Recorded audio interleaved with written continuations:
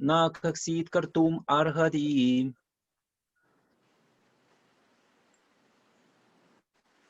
Translation: that which pervades the entire body you should know to be indestructible. No one is able to destroy that imperishable soul. Oh, I think we have. Purport. This verse more clearly explains the real nature of the soul, which is spread all over the body. Anyone can understand what is spread all over the body. It is consciousness. Everyone is conscious of the pains and pleasures of the body in part or as a whole. This spreading of consciousness is limited within one's own body. The pains and pleasures of one body are unknown to another. Therefore, each and every body is the embodiment of an individual soul, and the symptom of the soul's presence is perceived as individual consciousness. This soul is described as 1/10,000 part of the upper portion of the hair point in size. The Svetashvara Upanishad confirms this.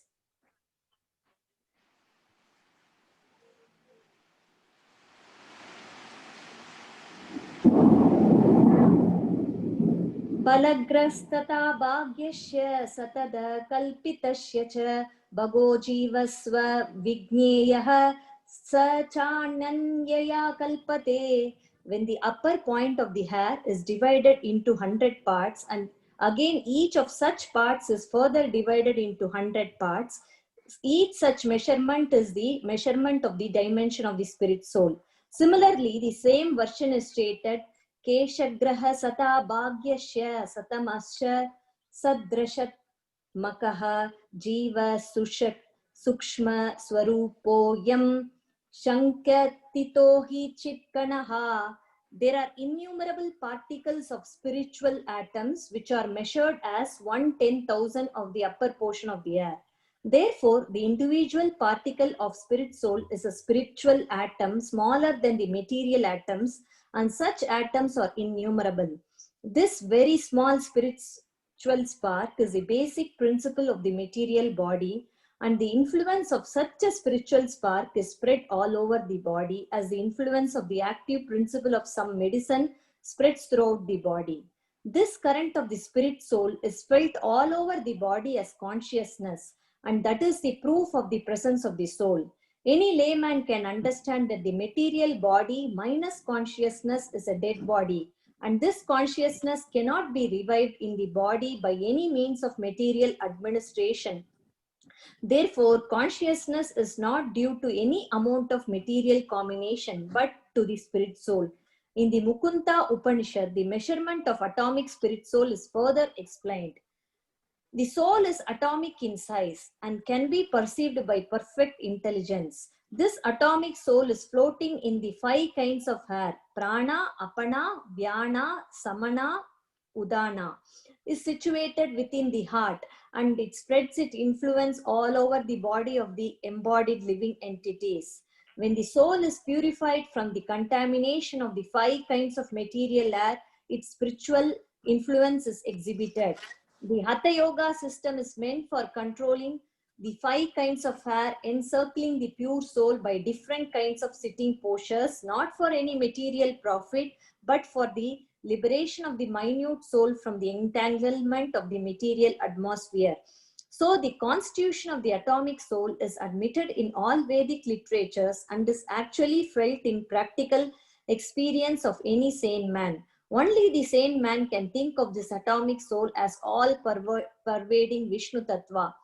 The influence of the atomic soul can be spread all over a body. According to Mukunta Upanishad, this atomic soul is situated in the heart of every living entity, and because the measurement of the atomic soul is behind the power of appreciation of the material scientists, some of them assert foolishly that there is no soul. The individual's atomic soul is definitely there in the heart along with the super soul, and thus all the energies of the bodily movement are emanating from this part of the body. The corpuscles which carry the oxygen from the lungs gather energy from the soul. When the soul passes away from this position, the activity of the blood generating fusion ceases. Medical science accepts the importance of red corpuscles, but it cannot ascertain the source of the energy is the soul. Medical science, however, admit that heart is the seat of all energies of the body. Such atomic particles of the spirit soul are compared to the sunshine molecules. In the sunshine, there are innumerable radiant molecules. Similarly, the fragmental parts of the Supreme Lord are atomic sparks of the rays of the Supreme Lord, called by the name Prabha or superior energy. So whether one follows Vedic knowledge or modern science, one cannot deny the existence of the spirit soul in the body, and the science of the soul is explicitly described in Bhagavad Gita by the personality of God himself. Okay, so this is, you can see it's quite a detailed purport here Srila Prabhupada has given, with a lot of some medical knowledge here, because materialists, they argue that there's no soul in the body.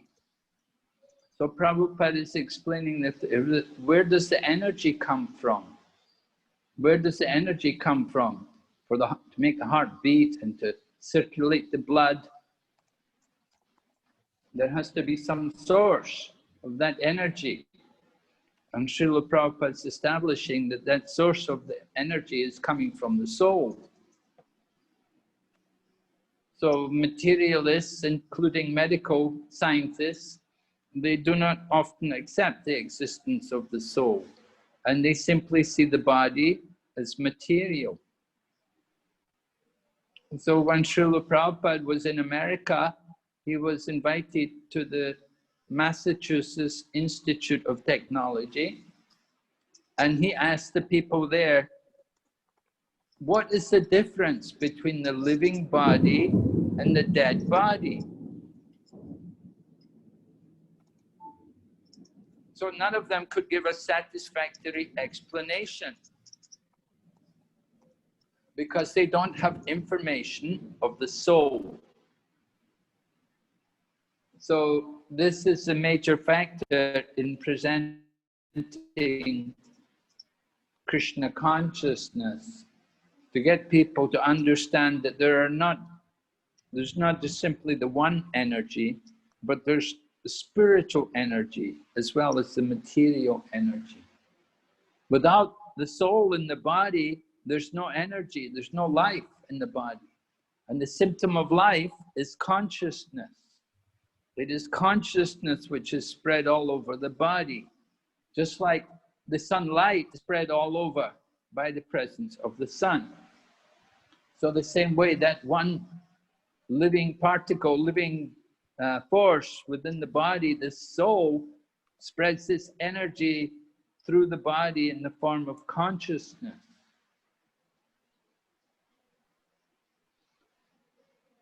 So we're trying to present this kind of information to people to help them to understand. If we want them to understand Krishna, first of all, they have to understand who they are. If they don't know who they are, they'll never understand Krishna. So we have to teach them about the soul. It's very important. That's why we see here in the Bhagavad Gita that now Krishna is beginning his teaching. The first thing he's teaching is about the soul, to understand the soul. Because if we don't understand the soul, then we will never understand Krishna. So it's very basic principle, accepting that there is such a thing as spiritual energy, and that spiritual energy is there within the soul. The soul is the source of the spiritual energy. Are there any questions on this purport?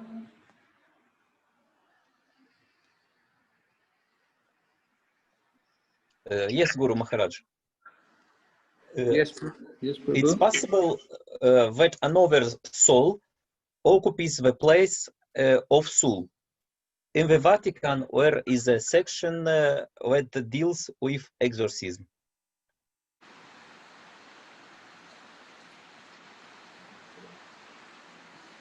Oh, I'm right, Guru Maharaj. I'm right. Yes, Prabhuji, please write, Prabhu. We couldn't understand very clearly. Yeah. What's the question, Vaishnavi? Guru Maharaj, I have asked him to write the question because he has some language problem. I couldn't either understand what is his question. So he's writing in the chat now. Oh, okay. Yeah. Maharaj, he has told his question is it possible that another soul occupies the place of soul? Like that. Well, In within the the within one body, there may be more souls. For example, within our own body, there may be other living entities living in there. You know, just like there are viruses, there are just different germs and so on. Sometimes you get things like intestinal worms. You get these kind of things living in the body. So they also have souls. And so they can also be there within the body. So certainly there can be more than one soul in the body. But the soul which has possession of the human body, the soul which is in the heart, seated in the heart, there's going to be one soul. Now you may change the heart can change, but you can't change the soul.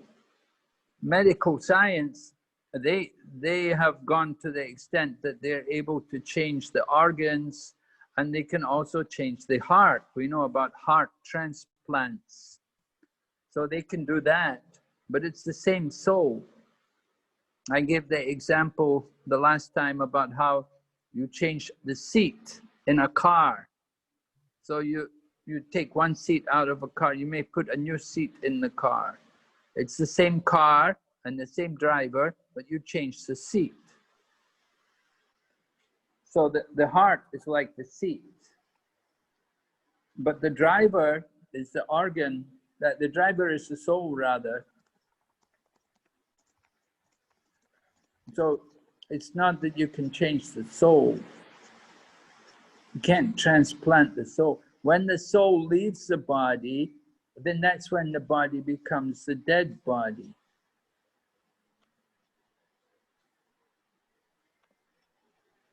Because there's no soul, there's no consciousness anymore in the body. So then it's considered the dead body.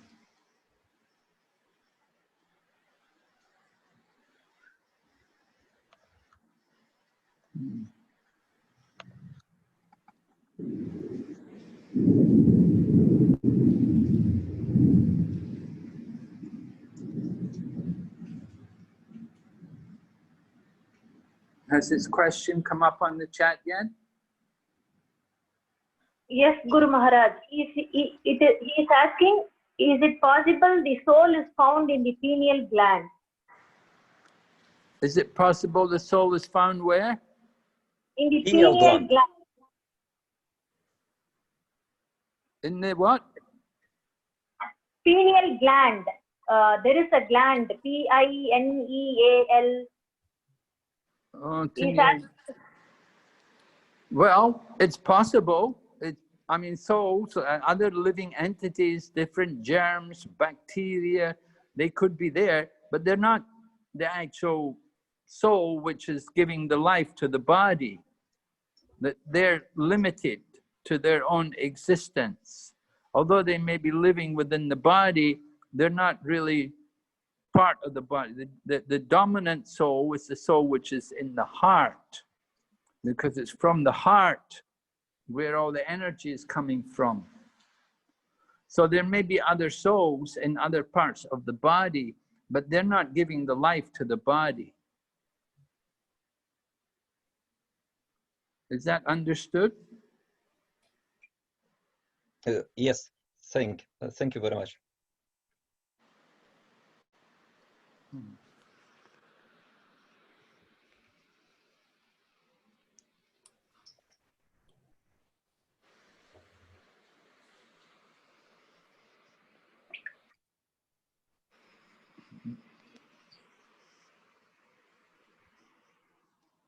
Okay, if there are no more questions, we can go on.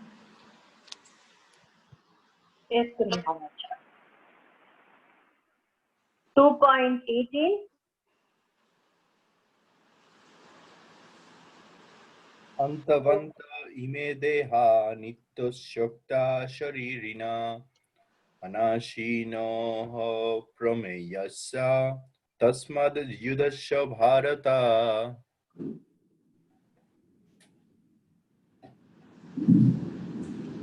Translation: the material body of the indestructible, immeasurable, and eternal living entity is sure to come to an end. Therefore, fight, descendant of Bharata. The material body is perishable by nature. It may perish immediately or it may do so after 100 years. It is a question of time only. There is no chance of maintaining it indefinitely. But the spirit soul is so minute that it cannot even be seen by an enemy, to say nothing of being killed. As mentioned in the previous verse, it is so small that no one can have any idea how to measure its dimension. So from both viewpoints in the previous, there is no cause of lamentation, because all living entity as he is cannot be killed, nor can be made, can the material body be saved for any length of time or permanently protected. The minute particle of the whole spirit acquires this material body according to his work, and therefore observance of religious principles should be utilized. In the Vedanta Sutras, the living entity is qualified as light because he is part and parcel of the supreme light. As sunlight maintains the entire universe, so the light of the soul maintains the material body. As soon as the spirit soul is out of the material body, the body begins to decompose. Therefore, it is the spirit soul which maintains this body. The body itself is unimportant. Arjuna was advised to fight and not sacrifice the cause of religion for material bodily considerations.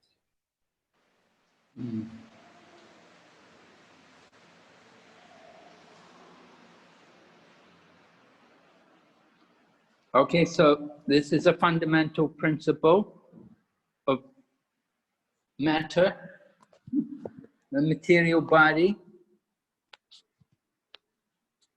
that it's sure to come to an end.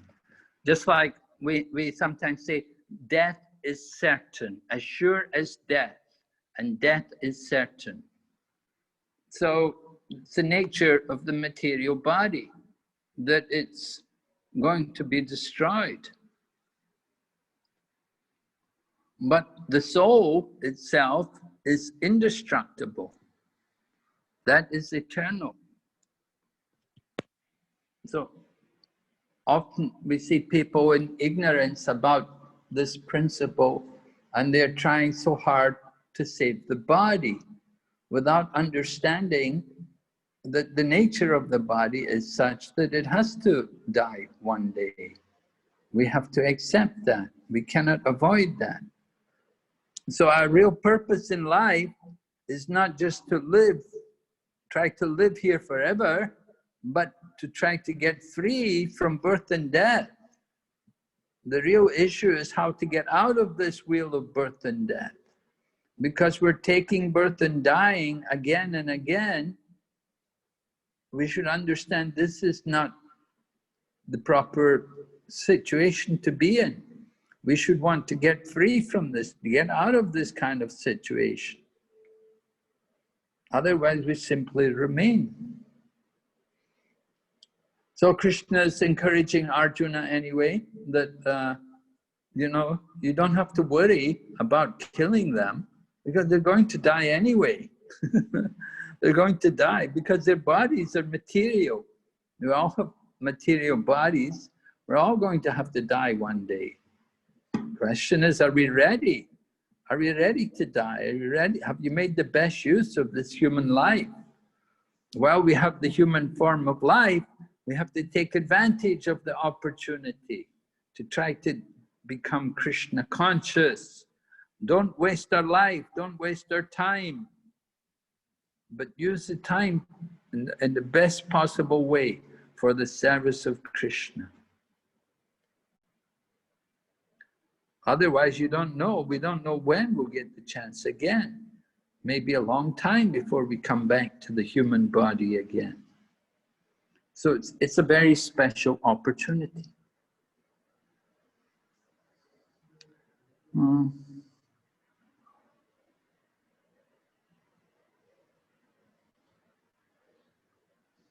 So Krishna is advising Arjuna, fight. Don't sacrifice the cause of religion for material consideration. We're always thinking about the material. We have to think about the spiritual. Don't be caught up in the material things all the time. Understand the spiritual nature of life and how to properly utilize the spiritual life.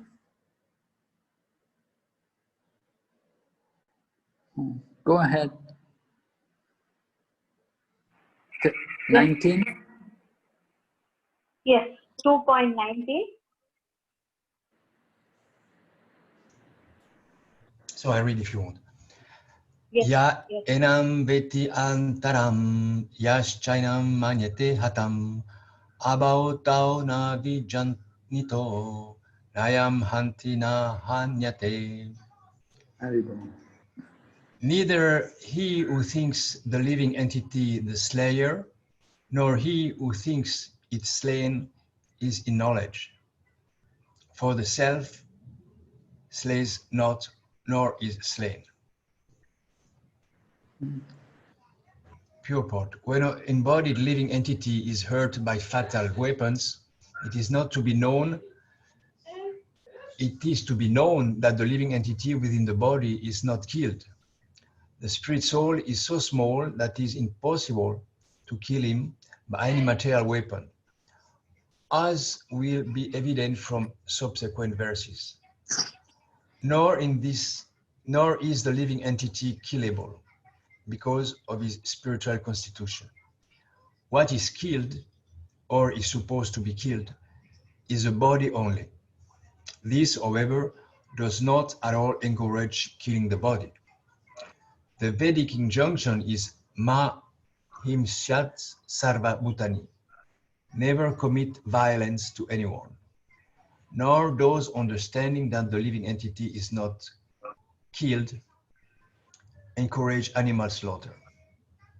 Killing the body of anybody, of anyone without authority is abominable and is punishable by the law of the state as well as by the law of the Lord.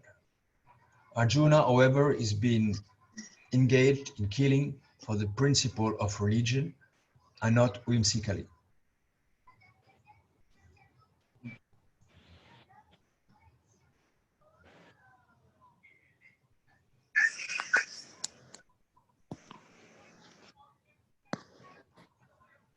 So we can see Lord Krishna speaking to Arjuna, again, enforcing the point that we're not the body. One who thinks the living entity, the slayer, the one who kills, nor he thinks that he's slain, is in knowledge. The self slays not, nor is slain. So who is that? Krishna is bringing up the point that actually it's not the soul which is the doer, but it's the body which is the doer. It's the body which is killed. The soul is not killed. The soul cannot be killed because the soul is not material. The soul is spiritual. But the body, that's going to die one day anyway. It's the body only. So Prabhupada warns, he said, don't think that this means you can kill animals. People may say, oh, I'm not killing anybody because the animals are also souls. I'm only killing their bodies. But no, the principle is that we have to respect all forms of life. So violence itself is avoided wherever possible. But in this situation at Kurukshetra, Arjuna and the Pandavas had no other choice but to go to war. They didn't like it, but there was no other way. There was no alternative. They couldn't avoid it. So killing without authority is wrong. But Arjuna, in this case, he has the authority. He's being ordered by Krishna. Krishna is telling him that he should fight, right? So he's authorized. So his killing is authorized by Krishna himself. So there's no reaction for that. But any other kind of killing, any other kinds of violence, then that's very bad. So even tiny insects, a devotee will hesitate to kill them. He'll want to avoid killing even small insects. We give respect to all forms of life. Okay, number 20. Najayate miriyate va kadichim niyam bhuvata bhavita vana bhuyaya ajo nitya sashvato yam purano na hanyate hanyamane sarire. Translation: For the soul there is neither birth nor death at any time. He has not come into being, does not come into being, and will not come into being. He is unborn, eternal, ever existing, and primeval. He is not slain when the body is slain. Purport: Qualitatively, the small atomic fragmental part of the Supreme Spirit is one with the Supreme. He undergoes no changes like the body. Sometimes the soul is called the steady or kutastha. The body is subject to 6 kinds of transformation. It takes its birth from the womb of mother's body, remains for some time, grows, produces some effects, gradually dwindles, and at last vanishes into oblivion. The soul, however, does not go through such changes. The soul is not born, but because he takes on a material body, the body takes its birth. The soul does not take birth there, and the soul does not die. Anything which has birth also has death, and because the soul has no birth, and he therefore has no past, present, or future, he is eternal, ever existing, and primeval. That is, there is no trace in history of his coming into being. Under the impression of the body, we seek the history of birth, etc. of the soul. The soul does not at any time become old, or the body does, as the body does. The so-called old man therefore feels himself to be in the same spirit as in his childhood or youth. The changes to the body do not affect the soul. The soul does not deteriorate like a tree, nor anything material. The soul has no byproduct either. The byproducts of the body, namely children, are also different individual souls, and owing to the body, they appear as children of a particular man. The body develops because of the soul's presence, but the soul has neither offshoots nor change. Therefore, the soul is free from 6 changes of the body. In the Katha Upanishad, we also find similar passage which reads, Najayate mriyate va vipashin nayam kritashinna babhuva kaschit ajo nitya sasvato yam purano na hanyate hanyamaye sarire. The meaning of this and purport of this verse is the same as in the Bhagavad Gita. But here in this verse, there is one special word, vipaschit, which means learned or with knowledge. The soul is full of knowledge, or full always with consciousness. Therefore, consciousness is a symptom of the soul. Even if one does not find the soul within the heart, where he is situated, one can still understand the presence of the soul simply by the presence of consciousness. Sometimes we do not find the sun in the sky owing to the clouds or for some other reason, but the light of the sun is always there, and we are convinced that it is there for daytime. As soon as there is a little light in the sky early in the morning, we can understand that the sun is in the sky. Similarly, since there is some consciousness in all bodies, whether man or animal, we can understand the presence of the soul. This consciousness of the soul is, however, different from the consciousness of the Supreme, because the Supreme Consciousness is all knowledge, past, present, and future. The consciousness of the individual soul is prone to be forgetful. When he is forgetful of his real nature, he obtains education and enlightenment from the superior lessons of Krishna. But Krishna is not like the forgetful soul. If so, Krishna's teachings of Bhagavad Gita would be useless. There are two kinds of souls, namely minute particle soul, Anu Atma, and the super soul, Vibhu Atma. This is also confirmed in Katha Upanishad. Both the super soul, Paramatma, and the atomic soul, Jivatma, are situated on the same tree of the body within the same heart of the living being, and only one who has become free from all material desires as well as lamentations can, by the grace of the Supreme, understand the glories of the soul. Krishna is the fountainhead of the super soul also, as it will be disclosed in the following chapters, and Arjuna is the atomic soul, forgetful of his real nature. Therefore, he requires to be enlightened by Krishna or by his bona fide representative, the spiritual master. Okay, so an important verse, again describing the nature of the soul. For the soul, there's no birth and there's no death.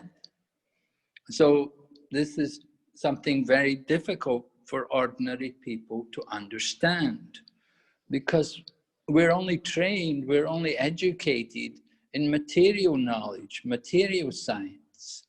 And when we come across this kind of statement, as it's given here in Bhagavad Gita, that no birth and no death doesn't come into being, it's very hard for anybody to understand it, because we try to understand it with our limited mind and senses. And the process to understand this kind of knowledge is simply by hearing. We have to hear. We have to hear and be reminded again and again. Just like when we get a bump on the head, we lose our memory. We forget everything. Sometimes, you know, I had some friends that he was in a bad accident and he was unconscious. And when he came round, the doctors were asking him, "Do you remember what happened?" He said, "No, I don't know what happened. Where am I? What is this? Where am I?" Didn't remember anything. But doctors told him, "Don't worry, you'll get your memory back gradually. Just takes a little while." So gradually, you know, he was introduced, "This is your wife, this is your children, take him home, this is your home." Gradually, he got his memory back, began to understand. So the same way we're like that, we're conditioned, we're thinking, I'm the body, I'm an Indian, or I'm a Swiss, or I'm a European. We're thinking like that, we're identifying ourselves with the material body, but actually we're not the body, we're all souls. And what about, where does the soul come from? Well, it's always existed. This is again very difficult for us to understand. What? It always existed? It doesn't take birth? Well, the body takes birth. But for the soul, that's eternal, because it's spiritual energy. It's not of the material world.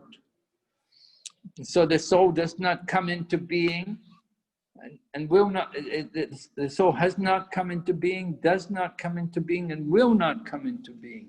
Past, present, and future, you see, won't come into being. He's unborn, ever existing, eternal, primeval. He is not slain. The body dies. but the soul never dies. We have to understand this. We simply have to hear this again and again and be reminded the nature of the soul. The body's going to die, but the soul never dies. And then the nature of that soul is described, that he's spiritual. He's actually full of bliss and knowledge eternally. Very different from the body. Body's temporary, full of misery and ignorant. But the soul is eternal, full of bliss and knowledge. And the soul does not age. Right? When people would ask Prabhupada, how old are you, Swamiji? He would say to them, I am the same age as you. And they would be surprised. He'd say, yes. He said, I am a soul and you are a soul. And our souls are eternal. So if you ask me how old I am the same age as you. I'm a soul. And so are you. We're all souls. So we're hearing about the different changes the body goes through. The body takes birth, it grows, then it maintains, produces some byproducts, it dwindles, and it dies. 6 phases of the different objects of the material world. But the soul doesn't change, the soul doesn't grow, the soul doesn't die. None of this is only the body, a material body.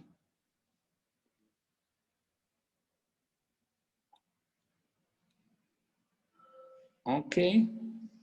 Guru Maharaj, just a question. Yeah. What about the karmas that, or the karmas, the baggage that we have from a previous soul, from a previous birth? So the soul carries that history with itself when it takes the birth in a new body.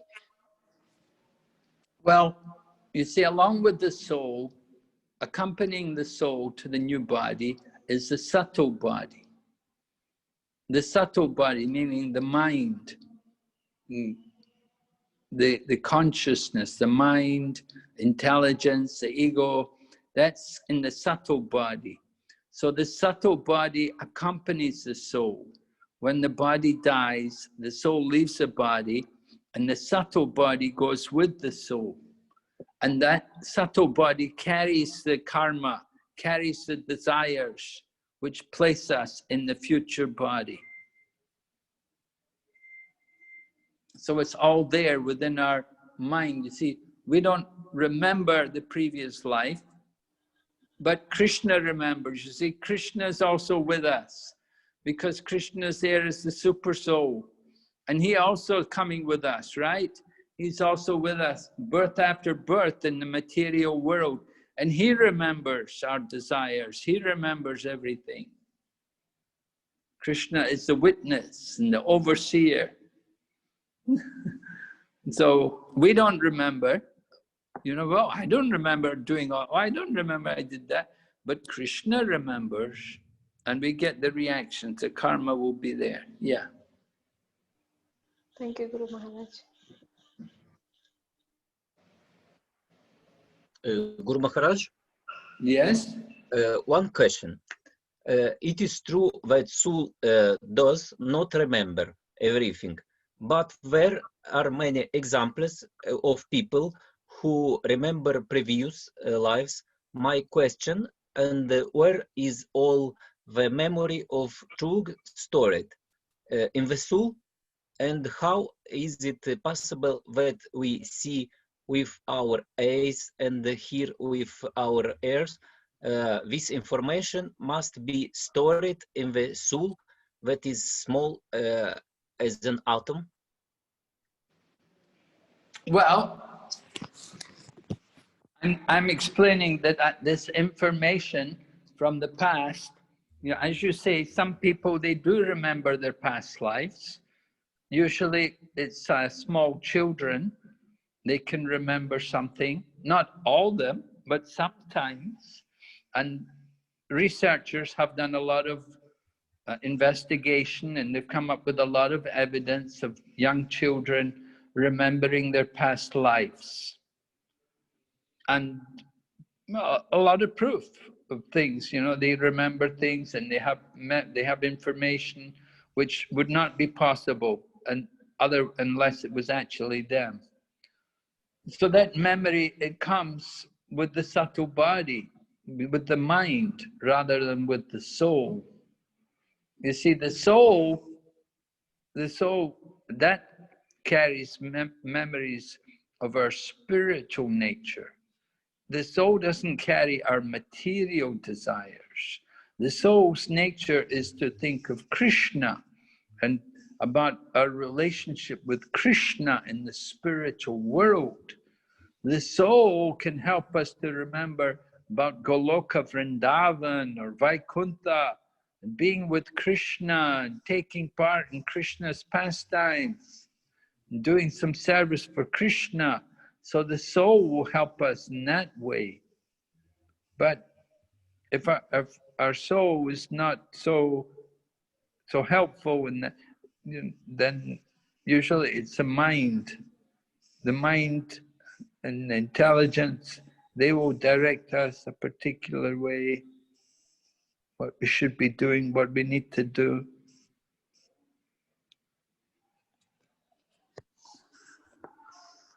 Yeah. The soul is the super soul, Paramatma. He also remembers. He accompanies us. Now, another reason why we forget, they say that at the time of birth, the memories are taken away, because the birth experience itself is quite traumatic. It's quite painful. You know, when child is born, you know, it's quite a traumatic experience coming out from the womb of the mother and taking birth into the world. It's quite a very powerful experience, and at that time, the memory of the past is taken away. But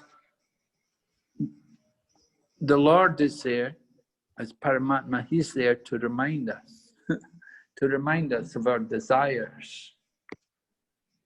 Of course, we're already placed into another body by that time. We're placed into the body from the result of our past actions. We're put into another body. But then when we take birth, then usually we forget.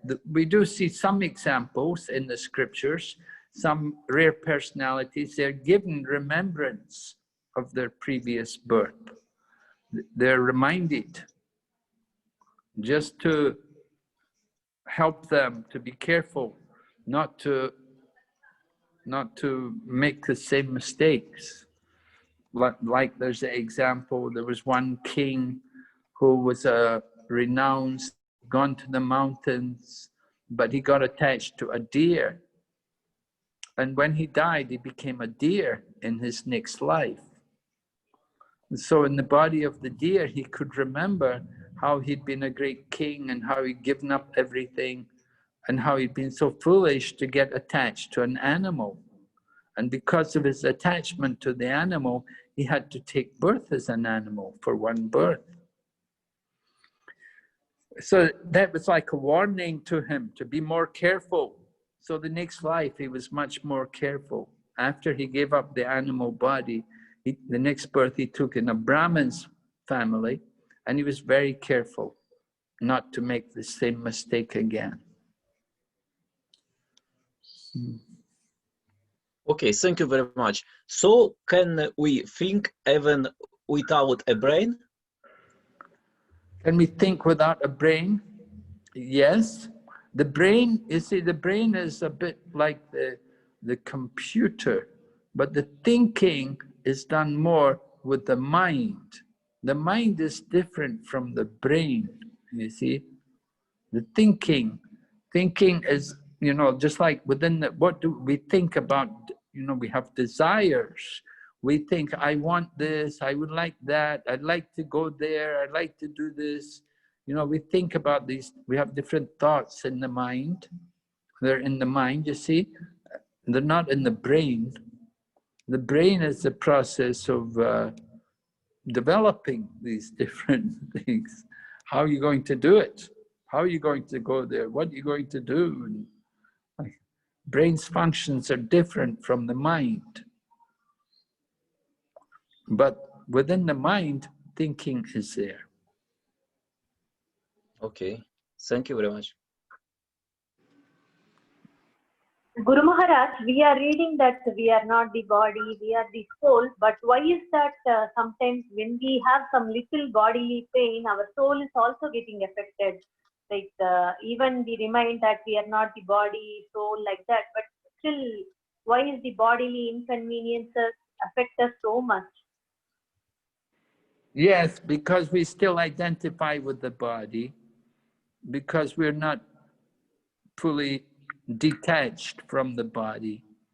So we identify with the body, we identify with the pains and the pleasures of the body. It's one thing to know I know I'm not the body, but we have not fully realized it. We've not fully understood it. We've not, we're not 100% convinced of this, and we still have some attachment to the body naturally. Naturally, we have some attachment. We identify with the body. And so when we get sick, we feel also some difficulty. We feel the pains and so on. And that affects our consciousness. The pain, the trouble in the body affects our consciousness. Our consciousness will become down, will become depressed, will become disturbed by the illness. Naturally, yeah. Why? Because we still have some kind of identification there with the body. It's very high level of yoga to be totally detached from the body. Generally, we have to take care of the body. Although we're not the body, we're living in the body, and we have to take care of it. We have to look after it and keep it healthy, keep it fit. And when it gets sick, then we have to understand something is wrong. We have to take care of it. We have to take medicine and so on. We have to see the doctor. And so it's a very, very high level of yoga to be, fully detached. But to some extent, we understand I'm not the body. To some extent, and maybe not 100%, but maybe we may not have fully realized it, but okay, I understand that. And we do our best, get the body healthy again, get it working, because we use the body in the service of Krishna. We need that body for Krishna's service. So it's important to us. That's why we take care of it. And when it gets sick, then our service is disturbed. And so naturally we feel disturbed also, that my service is being affected. I'm not able to serve Krishna as much as I like. So our consciousness will be disturbed. So you can see one good reason why we get disturbed when we get sick, because our service to Krishna is being affected. And naturally a devotee is very attached to his service to Krishna. When they can't do that, then they feel disturbed. Right? Yes, Guru Maharaj. Yes, sir.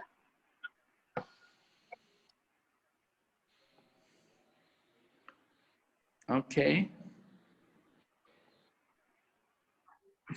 Will we read one more verse, or will we? Yeah, Guru Maharaj. We can read maybe one more verse. 2.21.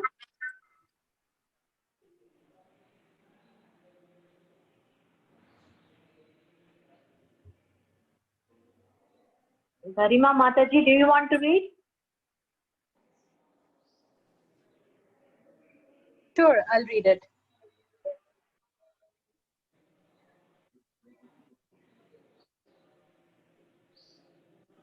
Veda Vinasinam Nityam Ya Enajam Avyayam Katham Sa Purusha Pratha Katham Ghatyayati Hantikam. Translation: O Pratha, O Partha, how can a person who knows that the soul is indestructible, eternal, unborn, and immutable kill anyone or cause anyone to kill? Purport. Srila Prabhupada ki jai. Okay. Everything has its proper utility, and a man who is situated in complete knowledge knows how and where to apply a thing for its proper utility. Similarly, violence also has its utility, and how to apply violence rests with the person in knowledge. Although the justice of the peace awards capital punishment to a person condemned for murder, the justice of peace cannot be blamed because he orders violence to another person according to the codes of justice. In Manu Samhita, the law book for mankind, it is supported that a murderer should be condemned to death so that in his next life he will not have to suffer for the great sin he has committed. Therefore, the king's punishment of hanging a murderer is actually beneficial. Similarly, when Krishna orders fighting, it must be concluded that violence is for supreme justice, and thus Arjuna should follow the instruction, knowing well that such violence committed in the act of fighting for Krishna is non-violence at all, because at any rate, the man, or rather the soul, cannot be killed. So for the administration of justice, so-called violence is permitted. A surgical operation is not meant to kill the patient, but to cure him. Therefore, the fighting to be executed by Arjuna at the instruction of Krishna is with full knowledge, so there is no possibility of sinful reaction. Okay. So Arjuna was worried. One of the reasons why he didn't want to fight was he thought about the sinful reactions which would come upon him for fighting. Because, you know, you're going to fight, you're going to wound people, you're maybe even going to kill people. So there's going to be, you'll get reactions for this. But we can see here, Krishna's arguing that actually no, there'll be no reaction. Why? Because you're fighting under the direction of Krishna. And Krishna is giving the instruction. Krishna is saying to do this, and that you have to do it. He's fighting under, he's acting under authority. So Krishna is the supreme authority. So Prabhupada discusses about violence because, you know, people often argue, oh, the battle of Kurukshetra is wrong, that Krishna is wrong, he encouraged violence, he encouraged killing. This is very sinful. Krishna shouldn't have encouraged Arjuna to fight and to kill people. They could have saved the lives of so many people. It was very wrong. But Srila Prabhupada is arguing that there's proper use of violence. It's not that everything is wrong, that all violence is wrong. There is proper use of violence. And Prabhupada gives the example here about the murderer, how according to Manu Samhita, a murderer should be hanged.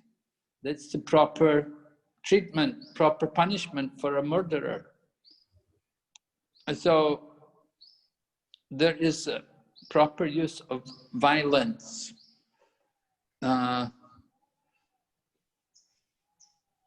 Sometimes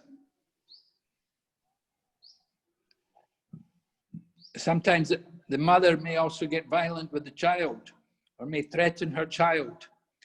Mothers actually shouldn't get violent, but sometimes may threaten that if you don't behave, I'll get violent with you.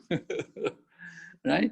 And so that sometimes violence is necessary. But the example was given that the person in the court, he may sentence someone to hang, to be killed, but he doesn't get any reactions for it. He's simply administrating the justice. So in the same way, Lord Krishna, by ordering Arjuna to fight, he was actually administrating the justice. that it was only proper that there had to be this war, there had to be this killing of the sons of Dhritarashtra. They all had to be killed. All of these people, they all had to be killed. We'll see later on in the Bhagavad Gita, Bhishma also had to be killed. Drona also had to be killed because they were all guilty. They'd been offensive. They'd insulted Draupadi. They'd insulted Draupadi by trying to disrobe her. And even Bhishma and Drona didn't try to stop them. And they should not have stood there and just witnessed these kind of things. So they're guilty also for this act of violence. So if you offend the devotees, Krishna cannot tolerate. He cannot tolerate injustice to his devotees. Therefore, Krishna is ordering this kind of violence. So this is proper use of violence.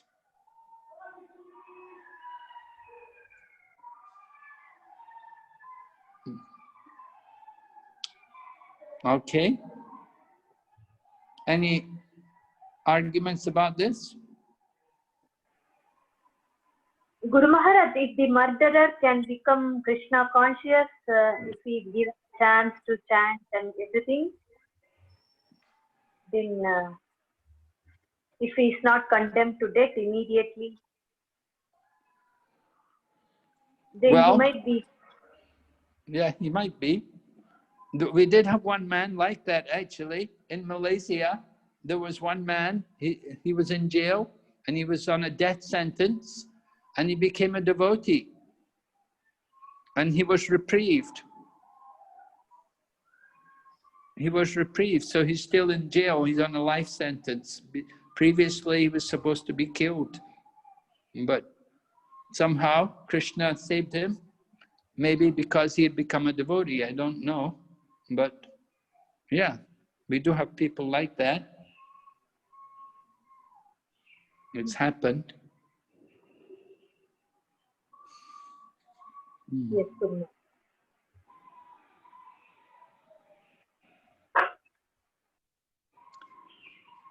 So, proper and improper use of violence, all right?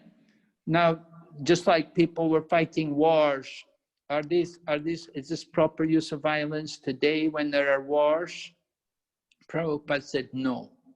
He said this is not proper use. Battle of Kurukshetra was Dharma Yudh, but the wars today, they're not proper. You know, how they fight, and the reasons why they fight is all based on politics and one person's greed over another. And so he said, actually, you know, the Kshatriyas, when they fight, they get liberated. When they're killed on the battlefield, they get liberated or they go to heaven. But the people who are fighting in wars today, they go to hell. Both sides. So we should understand the difference between the war which took place there 5,000 years ago and what happens today.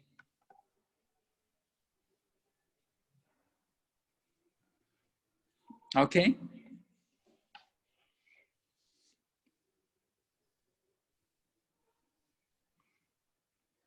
Any other question? No questions? We'll go on. Chant Hare Krishna. Yes, Guru Maharaj.